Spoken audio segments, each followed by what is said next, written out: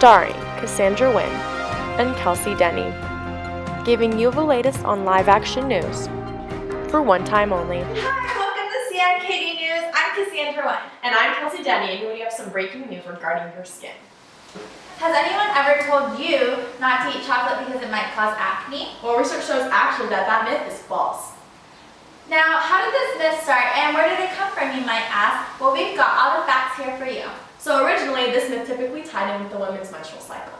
During the premenstrual part, or PMS part of the cycle, a woman typically indulged in sweets like chocolate. With those added breakouts that occurred during this time, women typically blamed the chocolate that they've been eating. Now, this isn't the real reason blemishes occur.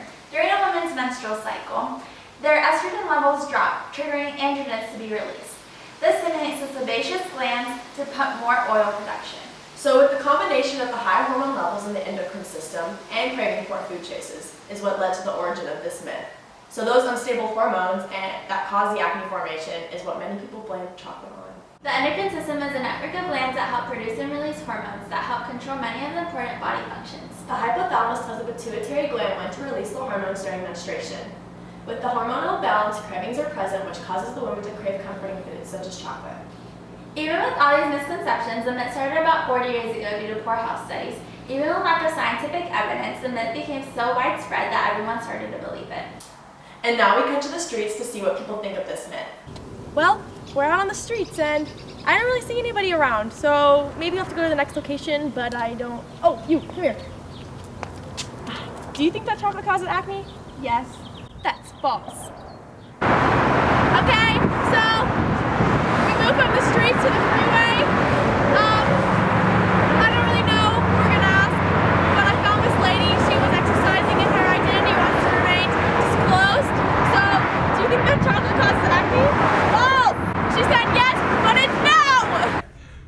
Hi, Miss Kent. Do you think chocolate causes acne? I do. Wrong! Dang it. Do you think that chocolate causes acne? Yeah, probably. That's false. Wow, no wonder people believe this myth. Now let's get to debunking it. Well, first off, obviously acne is occurring on the skin, which is a part of the integumentary system. The integumentary system is made up of the skin, hair, nails, and exocrine glands. The skin is made up of three distinctive layers: the epidermis, the dermis, and the subcutaneous or hypodermis tissue. It protects from the deeper tissues from UV radiation, thermal damage, and chemical or bacterial damage. The epidermis is the most superficial layer of the skin. It is not vascular because it's dead skin, so there's no blood. Since the superficial layer is made up of dead skin, it eventually shuts off to become regenerated every 25 to 45 days. The epidermis layer consists of 5 different layers. From deepest to the most superficial, it goes from stratum basal, stratum spinosum, stratum granulosum, stratum lucidum, and finally the stratum corneum.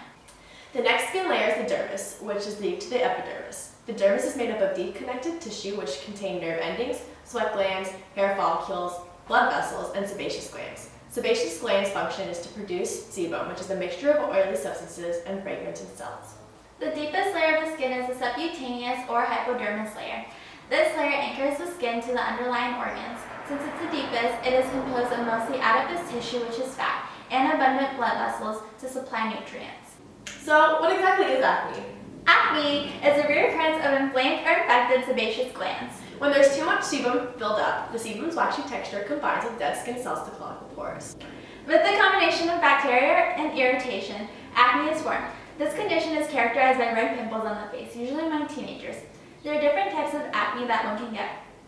Microcomedones, comedones, whiteheads, and blackheads are the most common. Papules, pustules, nodules, and cysts are the most severe with higher inflammation. Now that we have our information on the background of acne, let's dive into this myth. Chocolate itself doesn't make your skin break out in acne. It's found that certain ingredients are the cause. A high sugar, high fat diet, and dairy are the factors that cause acne. Those three contents promote an inflammatory response into the body and the levels of sebum increase.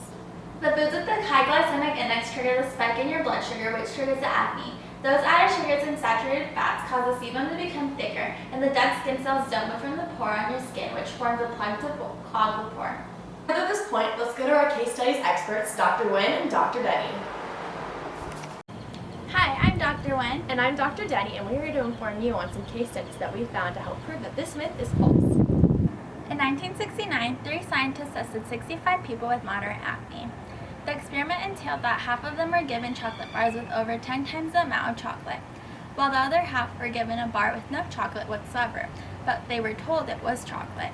At the end of the experiment, it was confirmed that the chocolate did not cause any extra amount of sebum. A flaw in this case study was that the study was so short because it was only a month.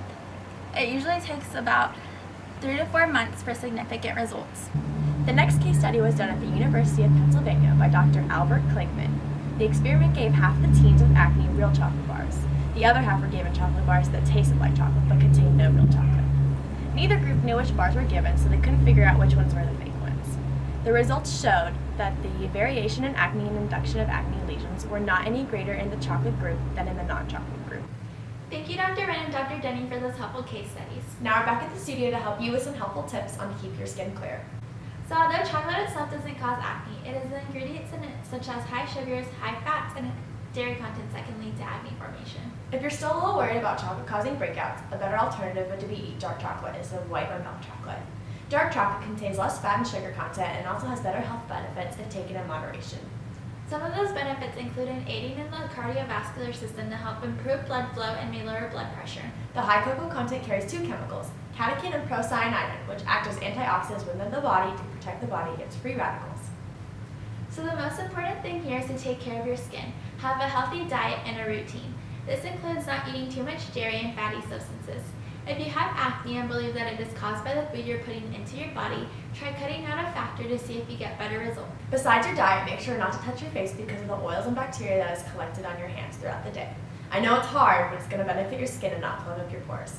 Although not every acne formation is caused by diet or extra amounts of environmental factors, another major cause of acne is your genetics and hormones. This is known as hormonal acne. Hormonal acne is often caused by the sensitivity to the androgens. A hormonal imbalance is key to keeping your skin clear, although sometimes the hormones can become off balance and the body tries to work around it. The androgen that acne is tied with is testosterone. Testosterone is presented in both males and females, but women are more sensitive to it because they don't need it as much as guys do. The extra amount of testosterone has to leave the skin through cystic acne. The leftover testosterone in the bloodstream also increases the sebum production, which in the end gives you more breakouts.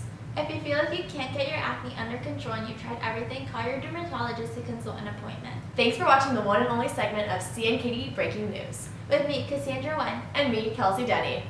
Let's go get some chocolate. Yes! I can't say that word. Index. I hate myself. Or infected sebaceous gland. My glasses aren't on.